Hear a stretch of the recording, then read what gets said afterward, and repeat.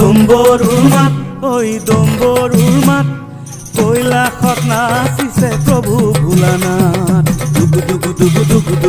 দম্বৰুৰ মাত ঐ দম্বৰুৰ মাত কৈলাশত নাচিছে প্ৰভু ভোলানাথ।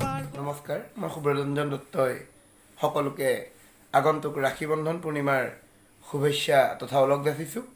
আপোনালোকক জনাবলৈ পাই সুখী হৈছোঁ যে এপেক্স ষ্টুডিঅ' ইউটিউব চেনেলত অতি শীঘ্ৰেই ককাইদেউ দিব্য বৰাৰ সুৰ আৰু কথাৰে এটি টোকাৰী গীত আহি আছে শিৱ খোলপানী নামেৰে।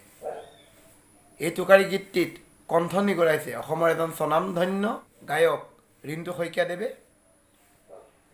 টোকাৰী গীতটিৰ সফলতা কামনা কৰিলোঁ আৰু লগতে অসমৰ ৰাইজে টোকাৰী গীতটি আদৰি ল'ব বুলি আশা কৰিলোঁ। ধন্যবাদ।